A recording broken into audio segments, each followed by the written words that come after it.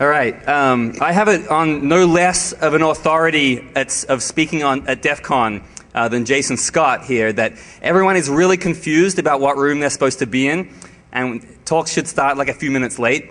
So to fill in some time before I get started, I thought I'd just tell you a little story about my other experience with computers and the police, which was soon after I got to MIT.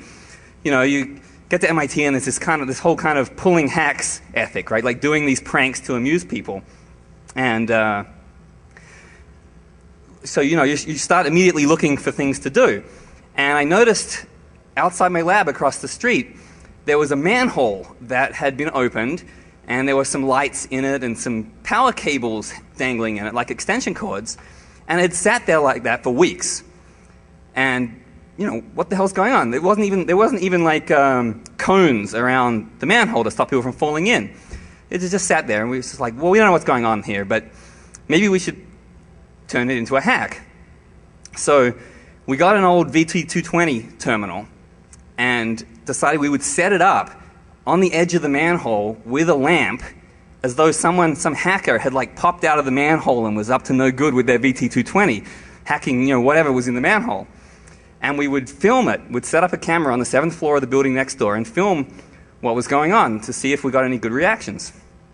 So we go down, you know, at about 8 p.m. or something. It's dark in Boston at 8 p.m. And we set up a VT220 and a little desk lamp and everything and make this kind of setup.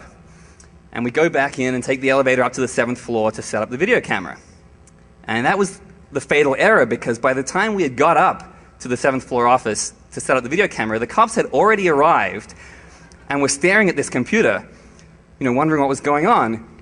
And then, you know, we're looking at the cops, looking at this computer, and then suddenly, for no apparent reason, they just start kicking the shit out of it. And one of the cops picks up the keyboard, you know, bam, and keycaps are flying everywhere. And we're just like, oh my God, why didn't we set up the computer? Well, I mean, the video camera. You know, this is like Rodney King for computers right here. So we learned 2 lessons from that. Firstly, you know, always set up the video first. And secondly, we started, you know, fantasizing about what else we could have done. You imagine, because after they'd finished beating it up, they loaded all the broken parts into the police car and they took it off. Who knows where? And we thought, if only we had some kind of radio transmitter hidden in that VT220 so we could hear what those guys were saying. Like, what did they think it was? What kind of totally evil computer break-in to this manhole, which was probably like a sewer or a steam tunnel, could have been going on? So second lesson, recordings. Audio, video, get a radio link, because you just never know what's going to happen. Even with the police, they're very unpredictable. So, okay, we're almost 4 minutes in, so I think I can get started. You guys have all read the description of the talk, so you know the basic gist. My desktop computer got stolen out of my place, and there's been a lot of stories lately about people who had their computer stolen or their iPhone stolen and have recovered it. So they've recovered their laptop because they've clicked the eyesight and they've retrieved a picture of the person using it, and they've got the "Where's my iPhone" feature and stuff like that. But this is not a mobile piece of equipment, doesn't have a camera in it, so the situation was a little bit more complicated. And the circumstances of the theft, I just have to confess what happened. It was a straightforward physical security fail. My place is on the 2nd floor. There are 3 locks between. I rate everything in terms of zombie defense. So my keys are coded in terms of danger of zombie access. So the green key is the outside, the yellow key is the 2nd floor, and then the red key is my room. But unfortunately, we're not dealing with zombies in this case. They climbed through a 2nd floor window via an access method that I hadn't noticed, and then busted the red lock. So just had to bypass one door. It's the kind of thing where this whole situation could have been prevented with a $20 deadbolt. So that's worth keeping in mind. But the upshot of it was, my Macintosh, which was a Quicksilver G4, my pride and joy, was now gone. I'm the kind of person that keeps religious daily backups. In fact, I kept religious daily redundant backups. Unfortunately, both of those were stored in the same room as the server and were also stolen. Lesson, off-site backups. These days, I dumped everything onto a portable hard disk and gave it to my parents in Australia and said, I hope I never need to ask you for this back, but I might one day. Very, very traumatic to me. I lost all my music, all my photos, all my video projects. That's what the internet's for.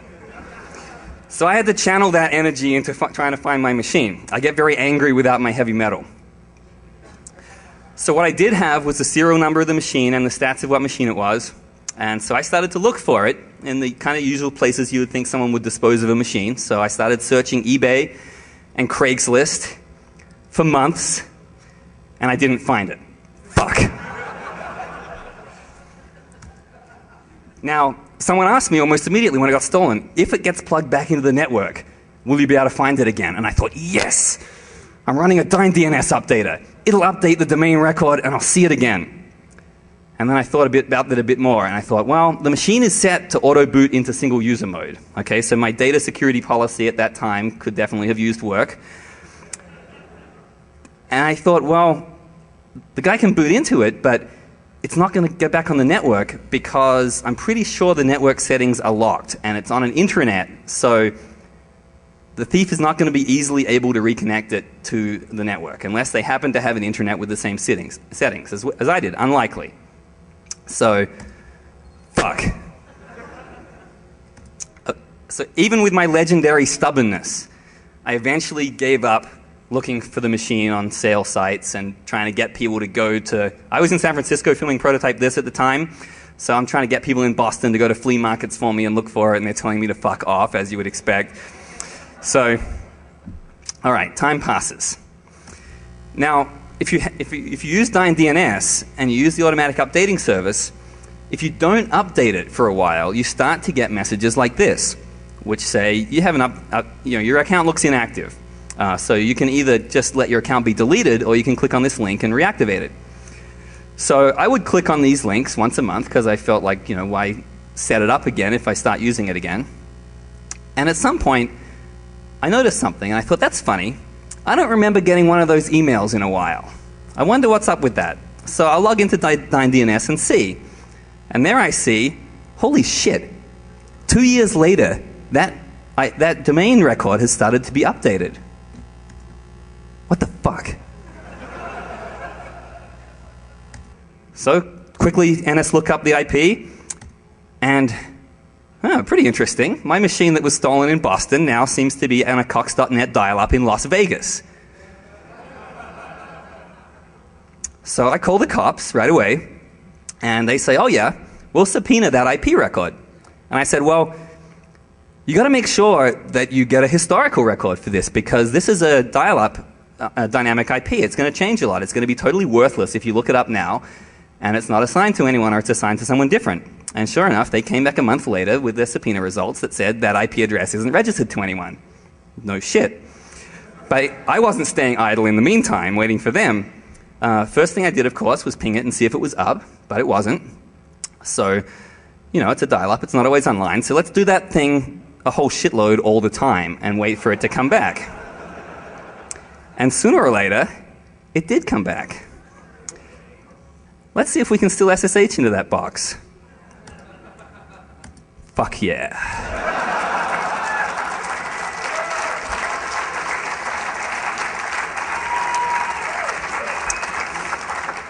So SSH is not the only service I was running on that machine. I'm also running VNC, so let's see if that's still up.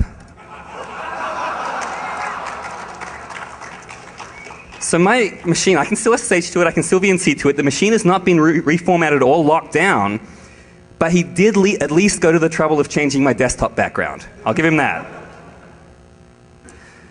Now this is a Macintosh, so we can enter things on the command line that make it do things. Like text-to-speech that comes out of the built-in speaker with no apparent window or source. I am gonna get you, motherfucker.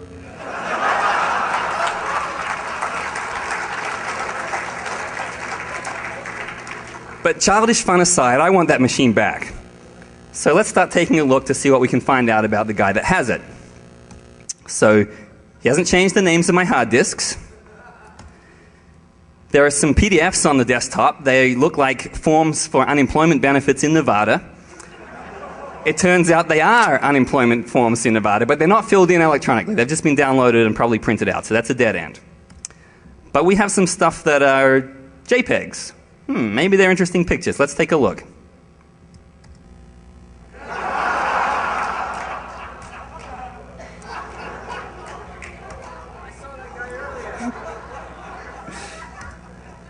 So now, either whoever has this computer is really into saving photos from diamond earring wearing douchebags.com,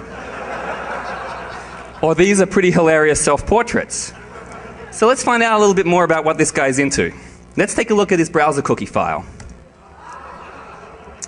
So here's an excerpt. So here are some sites. We got blackfatbooty.com, bigbuttbrazilianmoms.com, freebigassporn.com, elephantasses.com. All right. What about some searches? All right, we got sexy, beautiful, fat ass. Got several searches for free porn. Not something I thought that was that difficult to find, all right, but we're getting a psychological profile. Now, I know some of you out there, right? You're thinking, this is my machine, these are my cookies. Huh? Now, I swear to you that they're not. You're just going to have to take my word for that.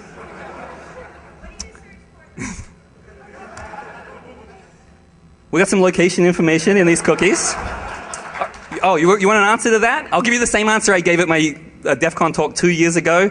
ASCII goatsy.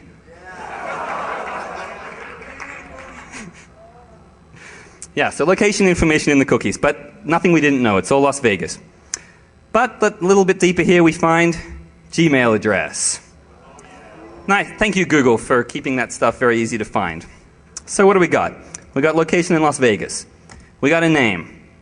We got a face. We got a Gmail account. And we got a keylogger installed.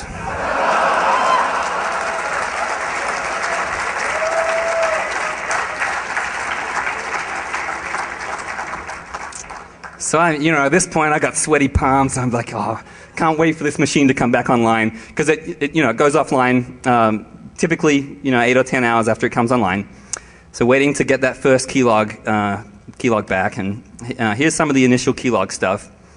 So right away, we have a street name, but not a street number. Could be his, might not be. We got one login and password. But we don't really have a lot here. There's a lot of weird key presses, and I know that he's using the web a lot because I'm watching also on VNC some of the time when I happen to be there when it's happening. But how is he logging into things without typing many passwords? Well, the browser he's using is Camino, which is the browser that I had installed because he can't install new software because he doesn't have the admin password. And Camino is a Macintosh build of Mozilla. It's integrated well with the macOS keychain for storing passwords. Now, the keychain is encrypted, but he's storing his passwords in my keychain, and it's encrypted with my password. So I download the keychain file and open it in Keychain Manager, and he's pwned. So at this point, I just need to find out a little bit more. I need a full street address. I need to find out maybe some more info about this guy. So what about his birthday? Well, army.com is nice enough to send him a birthday greeting that tells us the day and the month. But what about the year? It's not in there. Well, maybe his logins and passwords can shed some light on the subject.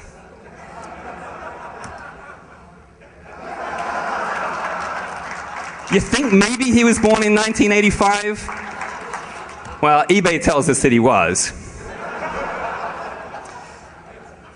But, this guy's not using the same password for everything. Like, I don't want to completely denounce his password behavior. He does mix it up a bit. We've got some twiddling on the numeric keypad going on for some of these.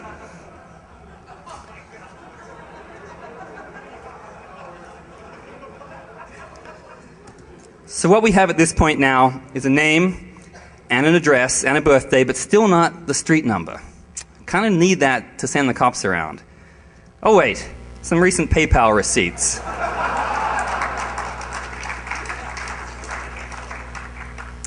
And I don't want to send the police on a wild goose chase. I need some confirmation here. So I happened to be watching one day, and I'm watching him log into his credit card account over VNC. And it's a good thing, isn't it, that his bank's security is strong and he's got this image identifier that's protecting him from phishing attacks. Doesn't that make us all feel warm and fuzzy? But there we go, logged in. There's the address. So that goes off to the police. But while the police are doing their work, let's take a closer look at this guy. Let's get to know him a bit. He's using my computer. Who is Melvin Guzman? Well, Melvin Guzman is the kind of person who spells his own name wrong on his Facebook page.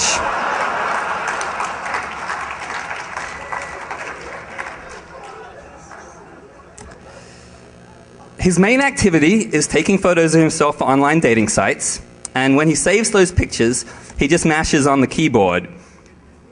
So my stolen computer, my beloved Mac, is being used by someone less competent than a typewriting chimp. But maybe if he stole an infinite number of computers, we might figure out if the complete works of Shakespeare could fit in a Mac OS X file name. But thanks to his self-portrait obsession, I hereby present the many sexy faces of Melvin Guzman.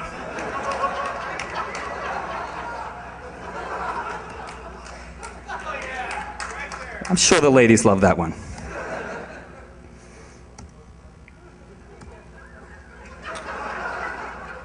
The profile seems to be very important.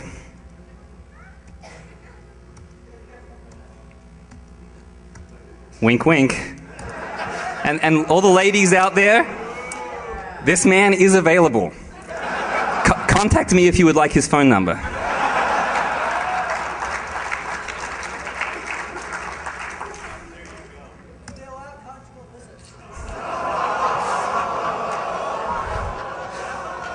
Now, I'm sorry to anyone who wanted to see the full Monty here, but after I originally submitted the slides, the Defcon staff told me that they might have trouble when they put the videos of this talk on their CDs that they have for sale afterwards. And they might have some trouble with the AV company if I left it in. So I had to search for something to cover up the wiener here, if you like. But let me just say that when I searched for Defcon logo images on Google Images, I only had to search for icon size.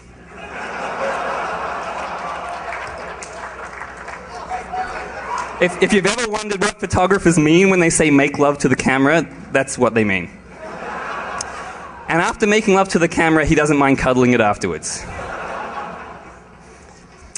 But this seems to work, all right, because the sexy ladies of the internet responded, and it worked out for him. So here's what he was receiving back. So at last, he found the fat booty he was looking for.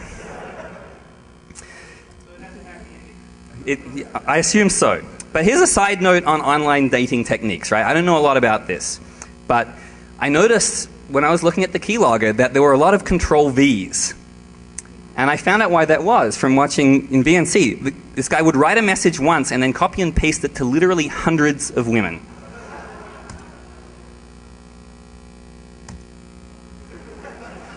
I think this used to be called the shotgun approach, but I don't think they make shotguns that can hit 200 targets at once.